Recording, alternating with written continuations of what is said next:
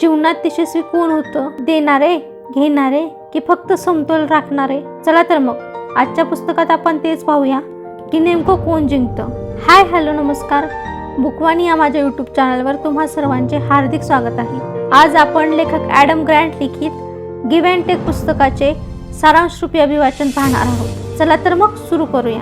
हे पुस्तक यशाकडे पाहण्याचा एक वेगळाच आणि क्रांतिकारक दृष्टिकोन आपल्यासमोर मांडते. आपल्या आयुष्यात साधारणपणे 3 प्रकारचे लोक असतात. पहिले देणारे, दुसरे घेणारे आणि तिसरे जुळवून घेणारे. लेखक या पुस्तकात या तिन्ही प्रकारच्या सवयी, विचारसरणी आणि वागण्याच्या पद्धती समजून सांगतात. प्रत्येक प्रकारच्या व्यक्तीचे गुण आणि दोष ओळखून जीवनात आणि करिअरमध्ये खरोखर कोण जास्त यशस्वी ठरते याबद्दल एक अत्यंत रोचक अंतर्दृष्टी ते देतात. हे पुस्तक वास्तविक जीवनातील उदाहरणे देते आणि परिस्थिती कशी समजून घ्यावी, त्यातून मार्ग कसा काढावा आणि त्यांचा फायदा कसा घ्यावा हे स्पष्ट करते. यातील पहिला भाग देणारे, घेणारे आणि जुळवून घेणारे. लेखक सामाजिक संवादातून 3 मूलभूत शैली ओळखतात: देणे, घेणे आणि जुळवणे. घेणाऱ्यांना देण्यापेक्षा घेणे जास्त आवडते. ते इतरांपेक्षा स्वतःच्या हिताला प्राधान्य देतात आणि स्वतःच्या फायद्यासाठीच देणे घेणे करतात. घेणाऱ्यांचा असा विश्वास असतो की ते स्पर्धात्मक जीवन जगतात. इथे लोक आपल्या इच्छा पूर्ण करण्यासाठी इतरांना इजा पोहोचवतात किंवा अयोग्य मार्गाचा अवलंब करतात. देणारे लोक जे मिळवतात त्यापेक्षा जास्त देण्याचा प्रयत्न करतात आणि इतरांच्या फायद्यासाठी आपला वेळ, ऊर्जा, ज्ञान, कौशल्य, कल्पना आणि ओळखी वाटून घेतात. आपल्यापैकी बहुतेक जुळवून घेणारे लोक आपल्या नेटवर्कमध्ये मूल्यांचा शोध घेणारे असतात आणि देणे व घेणे यात एक नाजूक संतुलन साधण्याचा प्रयत्न करतात. जुळवून घेणाऱ्यांचे न्यायाचे मापदंड उच्च असतात. ते इतरांना मनापासून मदत करतात, पण त्याच वेळी ते प्रतिसादाची मागणी करून स्वतःचे संरक्षणही करतात. आपले यश मोठ्या प्रमाणावर आपण इतरांशी कसे वागतो यावर अवलंबून असते. कामाच्या ठिकाणी प्रत्येक वेळी जेव्हा आपण दुसऱ्या व्यक्तीशी संवाद साधतो तेव्हा आपल्याला बदल्यात काय मिळेल याची चिंता न करता आपण जास्तीत जास्त मूल्य देण्याचा प्रयत्न करतो का? यातील दुसरा भाग नेटवर्क तयार करणे. शतकानुशतके ज्ञान, कौशल्य आणि प्रभाव मजबूत नेटवर्कद्वारे लोकांपर्यंत पोहोचवले जात आले आहेत. आपल्या नेटवर्कचे मूल्य जपण्यासाठी आपण आपला विश्वास आणि पाठिंबा रोखून धरणाऱ्यांना दूर ठेवतो. घेणारे अधिक शक्तिशाली लोकांना पटवून देण्यात व्यस्त असतात. ते त्यांची खुशामत करतात. जसजशी त्यांची शक्ती वाढते तसतसे त्यांचे सहकारी त्यांच्याबद्दल काय विचार करतात याची त्यांना कमी काळजी वाटू लागते आणि कालांतराने त्यांचे संबंध आणि प्रतिष्ठा धोक्यात येते. तुमच्या नेटवर्कमधील घेणाऱ्यांना ओळखण्यासाठी पहिले नेटवर्कमधील इतर सदस्य त्यांच्या सहकाऱ्यांशी कसे वागतात हे पाहण्यासाठी त्यांचे निरीक्षण करा. दुसरे, त्यांच्या कृती आणि शब्दांमध्ये आत्मसंतुष्टा आणि अहंकाराची चिन्हे दिसतात का ते पहा. तिसरे, सामायिक कनेक्शन्स आणि सोशल नेटवर्क प्रोफाईलद्वारे प्रतिष्ठेशी संबंधित माहितीचा मागोवा घेण्यासाठी इंटरनेटचा वापर करा. शब्द आणि फोटो महत्त्वपूर्ण अंतर्दृष्टी देऊ शकतात. एका शक्तिशाली आणि संतुलित नेटवर्कचा एक महत्त्वाचा घटक म्हणजे देवाणघेवाण. देवाणघेवाणीच्या माध्यमातून एक मजबूत जाळे तयार करण्यासाठी स्वतःला विचारा, पहिले मला मदत करण्याची मनापासून इच्छा आहे का, की मी नंतर मदत मागण्याच्या संधीच्या बदल्यात काहीतरी देण्याचा प्रयत्न करतो. जर असे असेल तर मदत घेणाऱ्यांना फसवल्यासारखे वाटण्याची शक्यता आहे. दुसरे, तू माझ्यासाठी काय करशील तरच मी तुझ्यासाठी काही करेन या वृत्तीने मदत करतो का? यामुळे तुमचे जाळे केवळ तात्काळ फायद्याच्या संबंधापुरते मर्यादित राहील आणि तुम्ही इतरांना जो फायदा दिला आहे तोच तुम्हालाही मिळेल. मूल्याची देवाणघेवाण करण्याऐवजी मूल्यवर्धन करण्याचे ध्येय ठेवा. यातील तिसरा भाग आपले नेटवर्क वाढवणे. कमकुवत नातेसंबंध आणि ओळखी. यातील पहिले कमकुवत नातेसंबंध आणि ओळखी. आश्चर्याची गोष्ट म्हणजे लोकांना मजबूत नातेसंबंधांपेक्षा कमकुवत नातेसंबंधांमधून जास्त फायदा होतो. मजबूत संबंध बंध निर्माण करतात तर कमकुवत संबंध नेहमी माहिती मिळवण्यासाठी पूल म्हणून काम करतात.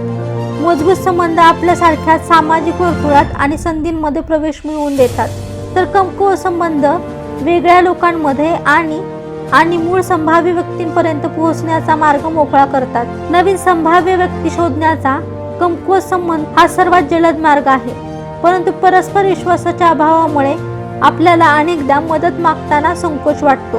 दुसऱ्या शब्दात सांगायचं झालं तर लोकांना मनापासून मदत करा आणि भविष्यात तुम्हाला काही गरज भासल्यास ते थेट मागण्यास संकोच करू नका.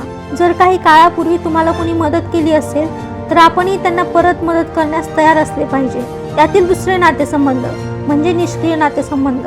ज्या लोकांना तुम्ही पूर्वी ओळखत होता आणि वारंवार भेटत होता परंतु आता त्यांच्या संपर्कात नाही, त्यांना निष्क्रिय नातेसंबंध किंवा सुप्त नातेसंबंध म्हटले जाते. कमकुवत नातेसंबंधांप्रमाणेच निष्क्रिय नातेसंबंध ज्यांच्याशी तुम्ही संपर्कात नाही ते नवीन कल्पना, दृष्टिकोन आणि संधींसाठी खुले असतात. आधीपासूनच समान धागा असल्यामुळे अशा निष्क्रिय नात्यांना पुन्हा सक्रिय करताना लहानशा संभाषणातूनही विश्वासाची भावना निर्माण होते. यातील चौथा भाग, इतरांमधील क्षमता ओळखा. आपल्या सभोवताली उत्तम व्यक्ती असणे मौल्यवान आहे. नेटवर्किंग मध्ये देणारे लोक खूप यशस्वी होतात कारण ते इतरांमधील क्षमता ओळखतात. देणारे लोक क्षमतेच्या चिन्हांची वाट पाहत नाहीत, ते इतर लोकांच्या हेतूंवर विश्वास ठेवतात आणि ते आशावादी असतात. जेव्हा लोक उच्च क्षमता दर्शवतात तेव्हा ते त्यांना पाठिंबा देण्यासाठी, प्रोत्साहन देण्यासाठी आणि विकसित करण्यासाठी पुढे येतात. यातील पाचवे, प्रभाव आणि संवाद शैली. घेणारे लोक वर्चस्व दाखवण्याचा प्रयत्न करतात. ते अनेक मार्गांनी प्रभावी संवाद साधतात. पहिले, ठाम बोलणे. दुसरे, अधिकार दर्शवण्यासाठी आवाज चढवणे. तिसरे, आत्मविश्वास आणि अभिमानाने विक्री करणे. चौथे, यशाचा प्रचार करणे. पाचवे, आव्हान दिल्यावर भुवया उंचावणे. सहावे, आपली ताकद दाखवणे. सातवे, आत्मविश्वास दाखवण्यासाठी निश्चितता दर्शवणे. आठवे, शक्य तितकी जास्त शारीरिक जागा व्यापणे. तर देणारे लोक विश्वास निर्माण करतात. ते त्यासाठी खालील गोष्टींचा वापर करतात. पहिले, हळू बोलणे. दुसरे, आपली कमजोरी उघड करणे. तिसरे, खूप शंका दर्शवणे. चौथे, इतरांच्या सल्ल्यांवर अवलंबून राहणे. पाचवे, कमजोरी दर्शवणाऱ्या पद्धतीने बोलणे. आणि सहावे, अस्वीकार आणि संकोच करणे. यातील सहावा भाग, यशस्वी देणारा कसा बनायचं. यशस्वी देणारे अंधपणे मदत करत नाहीत, ते स्मार्ट असतात. ते खालील गोष्टींचा अवलंब करतात. त्यामध्ये पहिली गोष्ट येते, ते कोण मदत मागत आहे हे समजून घेतात. दुसरे, गरज पडल्यास नाही म्हणायला शिकतात. तिसरे, ते विश्वास ठेवतात पण ते अनुभवातून शिकतात. घेणाऱ्यांशी संवाद करताना ते जुळवून घेणारे बनतात, म्हणूनच स्वतःचे संरक्षण करतात. चला तर मग थोडक्यात पाहूया या पुस्तकातून आपण नेमके काय शिकलो. सामाजिक संवादाचे 3 प्रकार असतात. त्यामध्ये देणारे, घेणारे आणि जुळवून घेणारे. इतरांमधील क्षमता ओळखणारे लोक जास्त यशस्वी होतात. प्रश्न विचारणे, मदत करणे तुमची प्रतिष्ठा वाढवते. खरे यश म्हणजे स्वतः पुढे जाणे नाही तर इतरांनाही पुढे नेणे. कारण यश फक्त आपण किती मिळवतो यावर नाही तर आपण इतरांना पुढे किती नेतो यावर ठरते. याबरोबरच लेखक ॲडम ग्रँट लिखित गिव्ह अँड टेक या पुस्तकाचे सारांशरूपी अभिवाचन येथे समाप्त झाले आहे. भेटूया मग एका नवीन पुस्तकासह नवीन व्हिडिओमध्ये. तोपर्यंत हा व्हिडिओ तुम्हाला आवडला असेल तर व्हिडिओला लाईक करा, शेअर करा आणि चॅनलला सबस्क्राईब करा. नवीन व्हिडिओच्या नोटिफिकेशनसाठी बेल आयकॉन दाबायला विसरू नका. आणि हे पुस्तक तुम्हाला आवडलं असेल तर या पुस्तकाची लिंक व्हिडिओच्या डिस्क्रिप्शनमध्ये देत आहे, तिथून तुम्ही ते खरेदी करू शकता. धन्यवाद.